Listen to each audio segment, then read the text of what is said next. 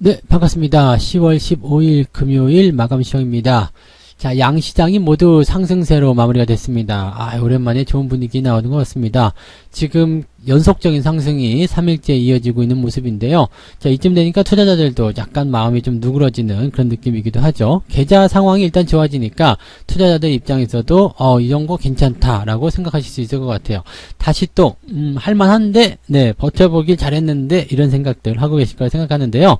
자, 일단 오늘 시장을 이끌어낸 주인공은 외국인과 기관 이렇게 보시면 되겠죠. 오랜만에 쌍끌이 매수예요. 지금 연기금도 매수 들어왔죠. 금융투자도 매수 들어왔죠. 외국인도 매수가 들어왔습니다. 그래서 쌍끌이 매수가 들어오면서 외국인과 기관이 끌고 올라가고 개인들의 물량이 쏟아져 나오는 그런 형태로 마무리됐습니다. 자, 수급이 회복되는 그런 단계로 가고 있는 거고요. 주가가 상승하기 위한 가장 기본적인 어떤 포지션들이 만들어지고 있다라고 생각하시면 되겠습니다. 자, 그에 따라서 오늘 대형주들이 시장을 전체적으로 좀 지지해주는 그런 역할을 좀 만들어냈고요. 개중에는 이제 하이닉스 같은 경우는 오늘 많이 상승하는 모습도 보여줬고요. 자, 그리고 중소형주들 같은 경우는 또 반등세가 또 강하게 나타나면서 흐름을 계속 이어가는 그런 모습도 같이 보여주기도 했었습니다. 자, 이런 상황 속에서 내 계좌 잘 있는지, 오늘은 다들 잘 올리셨을까 생각합니다. 오늘 저도 살펴보니까 계좌가 한 2% 정도는 올라온 것 같은데, 여러분들도 그런 정도씩 계속 회복세를 이끌어 나가시기 바랍니다. 자, 차트 보면서 설명 이어가도록 하죠. 종합주가지수가 3000포인트 회복했습니다. 3015 찍어주고요. 흐름도 굉장히 괜찮습니다. 지금 위쪽에 저항대가 가까이에 있기 때문에 참 뭐라고 말하기는 조금 애매한 상황이긴 한데요. 자, 일단 추가 상승에 대한 부분들 나오고 일단은 치고 올라가다가 살짝 갇히는 모습이었죠. 이게 분봉상에서 보시면 확인이 더 빠르신데요. 자, 일단은 아침 시점을 넘어가지 못했습니다. 그리고 이 박스 형태의 저항대 부딪히는 모습이 좀 나타났기 때문에 이 라인을 궁극적으로 넘어가 줘야지 된다. 그렇게 볼 수 있겠고요. 또 어떻게 보면 이 라인 때는 단기적 상승 이후에 나타날 수 있는 이제 가장 기본적인 그런 저항대 또는 가장 기본적으로 숨고르기를 할 수 있는 그런 구간대라고 보시면 되겠죠. 주가가 또 밑에서부터 막 치고 올라간다고 해가지고 다 좋은 게 아니거든요. 어느 정도까지 올라가고 나면 상당히 좋은 흐름도 나타날 수 있겠습니다만 막 치고 올라가는 것보다는 어느 정도 올렸다가 옆으로 조금 서준다거나 조금 내려준다거나 이런 형태의 모습이 나타나면 훨씬 더 좋죠. 물론 막 치고 올라가가지고 그냥 단기간에 수익을 내버리도 그거는 나쁠 거 없습니다. 올라가서 나쁠 건 없거든요. 하지만 주가가 안정감 있게 올라가려면 흐름은 오르고 내리고를 반복하면서 계단형 상승을 해주는 것이 가장 좋다라고 보시면 되겠습니다. 코스닥 같은 경우도 마찬가지예요. 일단은 박스권에 갇히는 모습이고요. 일단 오전 상승 구간을 더 돌파하지는 못하는 모습이었습니다. 그렇지만 코스닥 같은 경우도 일단 상승이 잘 만들어진 모습이고요. 공통점이라고 본다라면 아침에 상승했다가 이제 오후로 들어가면서 조금 내려왔다가 다시 올라서는 그런 형태의 모습으로 진행되었다 보시면 되겠죠. 이 변동성에 대한 부분들은 항상 주말장에서 나타나는 부분이기 때문에 우리가 주의는 좀 해야 되지만 오늘은 그래도 수급이 밀어붙여주면서 이런 변동성 부분들을 많이 해소시켜주지 않나 생각합니다.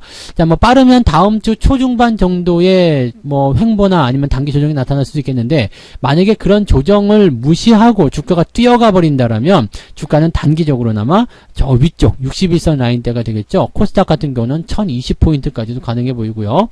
코스피 같은 경우는 3100포인트를 단숨에 달성할 수도 있다라고 볼 수도 있습니다. 물론 이것은 다음 주 초반에 이제 조정이 없이 그냥 막 치고 올라가는 모습이 나타났을 때 이유인데 쉽지는 않을 거예요. 왜냐면은 이제 내려갈 때는 급락세를 타지만 올라갈 때는 매수세가 꺾이기 때문에 또 매수가 들어오는 매수 주체들이 천천히 매수하거든요. 팔 때는 그냥 막 뭉텅이로 갖다 던지지만 매수할 때는 조금씩 분할 매수 들어오기 때문에 대체적으로 하락은 빠르게 상승은 천천히 진행되는 경우가 많이 있다라고 보시면 되겠습니다. 자, 수급 한번 보도록 하죠. 자, 오늘 수급 동향 살펴보시면 지금 연기금 쪽 매수가 좀 있었죠. 연기금이 오전 동안에 매수하면서 외국인과 함께 시장을 이끌어주는 하나의 포인트가 되었고요. 금융투자들은 계속 팔다가 이게 아닌가 보다라고 하면서 매수가 들어가는 모습이었습니다. 이 금융투자 쪽에서도 단기적 상승을 노리기 위한 그런 대형주 매수가 같이 진행되는 부분들이 있기 때문에 오늘 연기금, 외국인, 금융투자 다 매수가 들어갔다. 이 상황만 본다라면 우리가 어떤 상황을 볼 수 있어요? 지금 대형주 쪽에서 버팀이 잘 만들어졌을 것이다 라고 보시면 되겠죠. 오늘 하이닉스가 거의 5%대 상승했잖아요. 4.9% 올랐습니다. 그렇기 때문에 이런 모양새들이 전부 다 매수와 연결이 되어 있었을 것이다 라고 보시면 되겠죠. 하이닉스의 낙폭이 조금 더 컸기 때문에 그럴 수도 있겠습니다만 삼성전자 같은 경우도 1%대 상승 나쁘지 않았어요. 그래서 뭐 큰 어떤 분위기는 일단 대형주 쪽에서 잘 잡아줬다 보시면 되겠고, 뭐 오늘은 안 봐도 비디오일 것 같긴 합니다만 업종별 현황에서는 대형주 전기전자 쪽 매수가 많이 들어가 있겠죠. 아니라고? 네. 금융업 매수가 많이 들어갔네요. 외국인들은요.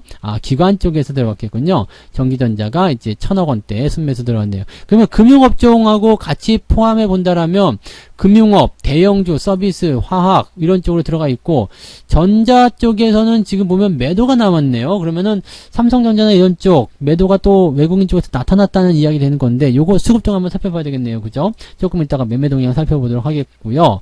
자, 그러면 시총 상위권 종목들 한번 보도록 할게요. 자, 하이닉스는 매수가 많이 들어왔던 것 같아요. 오늘 4%대, 4.9%대 올라갔기 때문에 아마 외국인들도 여기에서 매수가 들어갔거나 아니면은 매도에 관여하지 않았을 가능성이 굉장히 높겠고, 기관 쪽에서는 하이닉스 매수가 들어갔을 거고요.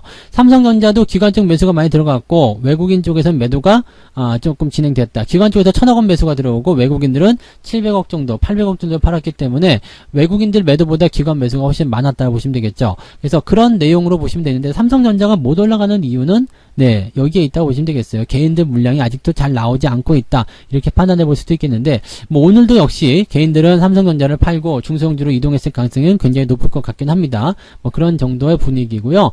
그 다음에 SDI가 오랜만에 조금 반등하는 모습 만들어내고 있고요. 나머지들은 뭐 특별한 상황은 없습니다. 그냥 보합 수준 다 유지하고 있었던 모습이었던 것 같고요. NC소프트가 오늘 반등 좀 해줬어요. 어제 제가 잠깐 말씀드렸지만은, 네, 이제는 반등을 조금 해줄 수 있는 그런 단계에 들어섰다라고 말씀드렸죠. 근데 여전히 이제 추세적인 부분이라거나 아니면은 어떤 인식적인 부분들이 이렇게 좋지 않기 때문에 기술적 반등은 나타날 수 있을 겁니다. 하지만 기술적 반등 이후에 정상 추세로 돌아갈 것인지에 대한 여부는 확실하지 않다라고 생각하셔야 되겠습니다. 코스닥도 한번 볼까요? 네, 코스닥 보시면 지금은 다 밀려있는 상태예요. 코스닥 상위권의 종목들 다 밀려있는 모습이고요. 오늘 그래도 위메이드가 12만원대 넘어가면서 신고가 다시 한번 만들어냈고요.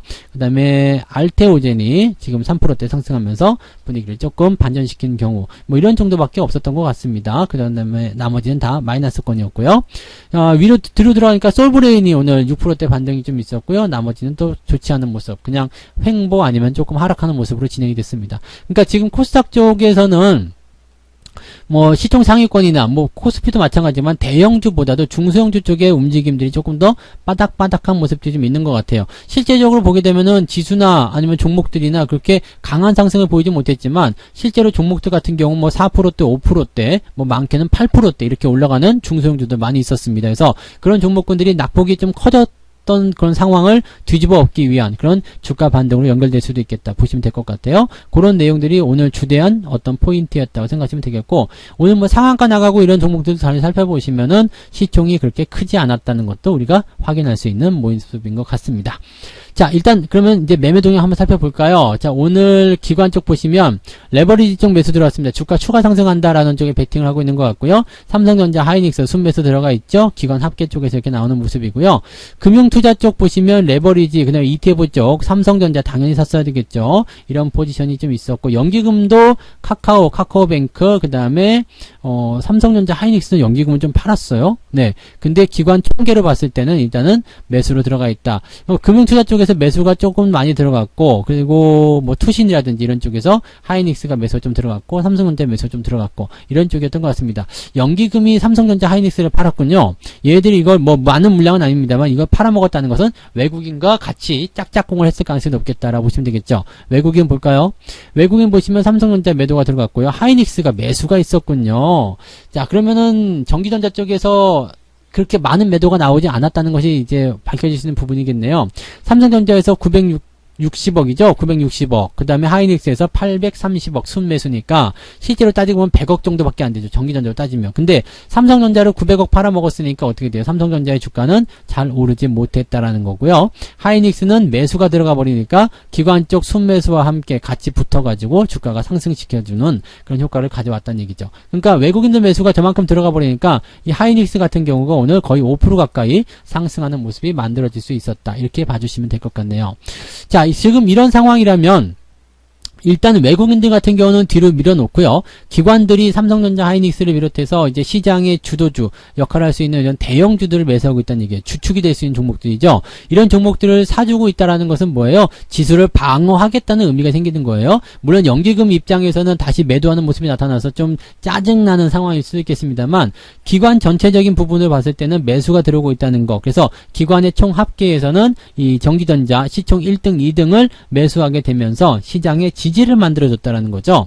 자, 일단 시장이 지지만 되면 좋습니다. 이 역할을 기관이 해주면 되는 거고요. 기관이 이 역할을 해주면서 주가가 빠지지 않고 위쪽으로 상승하기 시작한다면 외국인 매수가 다시 따라붙게 되어 있거든요. 그 상황 속에서 개인들은 뭐 손실 축소에 대한 매도를 한다거나 아니면 물량을 빼앗기는 그런 결과들을 가져오게 되는데 그리고 나서 주가가 본격적인 상승이 일어난다는 얘기입니다. 그래서 지금은 주가가 상승 흐름으로 가기 위한 첫 발자국을 띄었다. 이런 식으로 해석하셔도 괜찮을 것 같아요. 그래서 분위기는 굉장히 좋은 편이라는 거, 그 부분은 여러분들 말씀드릴 수 있겠고요. 이렇게 좋은 분위기 속에서 다음 주 시장 상황이 어떻게 될 것인가도 한번 주목해 볼 필요 있겠는데 다음 주에는 뭐 특별한 이슈는 없어요. 특별한 어떤 이벤트도 없어요. 그냥 긍정적인 포인트들이 기다리고 있는 상황이기 때문에 이런 분위기를 그대로 끌고 갈 수 있다면 주가 상승은 더 지속될 수 있겠고 회복도 더 강하게 나타날 수 있겠습니다. 다만 단기적 상승 이후에 옆으로 횡보한다거나 단기 조정이 나오는 것은 어떻게 보면 굉장히 자연스러운 부분이기 때문에 이런 데서 휘말리게 되면 또 매매가 꼬일 수 있거든요. 그러니까 단기적으로 많이 올라가는 거 뒷공무니 쫓아서 막 따라가지 마시고요. 기다려주세요. 내가 원하는 위치까지 올 때까지 기다려주시는 거 나쁘지 않습니다. 그리고 매수 같은 부분들은 이제 막 돌파가 진행된다거나 아니면 지지선을 확보한 종목들 위주로 들어가시면 되는 거고 아직 뭐 돌아오지 못했거나 돌파가 나오지 않았거나 아니면 지 혼자 많이 올라가가지고 저항대에 임박했거나 이런 것들은 기다리면 됩니다. 밑에 있는 것들은 올라오길 기다리면 되고 위로 올라간 것들은 내려오길 기다리면 되는 거거든요. 그리고 중간에 있는 것들은 매수하기 좋은 타이밍이니까 그냥 매수하시면 되는 거고요. 이런 식으로 포트폴리오를 정비해 나가시면 금방 좋아진다라는 거, 그거를 여러분이 꼭 기억하시면 되겠습니다. 포트폴리오는 사실 시장이 내려갈 때는 내려가는 거지만 올라갈 때도 더 빠른 속도로 올라갑니다. 시장보다 더 빠르게 좋아지기 때문에 이런 포지션들을 잘 보시면 되죠. 오늘 뭐 보시면 아시겠지만 코스피 지수는 0.8에 코스닥은 0.7인데요. 계좌는 2% 올랐단 말이에요. 2% 넘게 올랐죠. 그래서 이런 부분들 생각하신다면 계좌의 상승률은 시장의 상승보다 훨씬 더 빠르게 진행될 수 있겠구나. 그러면 시장이 원상복귀 되기 전에 계좌는 더 위쪽에 플러스권으로 넘어갈 수 있겠구나라고 생각하시면 됩니다. 그래서 여러분들이 계좌를 꽉 쥐고 가야 된다는 이런 말씀을 드릴 수 있는 거죠. 자, 어쨌건 이번 주는 마무리 잘 됐어요. 다음 주에 대한 기대감도 같이 안고서 들어가면 될 것 같고요. 일단은 네, 주말이기 때문에 뭐 주식에 대한 이야기들 푹 다 잊으시고 푹 쉬시면서 네, 힐링을 좀 하시면 좋겠습니다. 이번 한 주 동안 고생 많으셨기 때문에 이번에 쉬시는 것을 강력하게 권장해 드립니다. 다 잊으시고 내려놓으시고 푹 쉬시기 바랍니다. 저는 내일부터 또 종목 진단으로 다시 돌아오도록 하겠습니다. 오늘 고생 많으셨고요. 즐거운 불금 되시기 바랍니다. 고맙습니다. 본 방송에서 제공되는 모든 정보는 투자 판단의 참고 자료이며 투자의 최종 책임은 본 방송을 이용하는 본인에게 있습니다.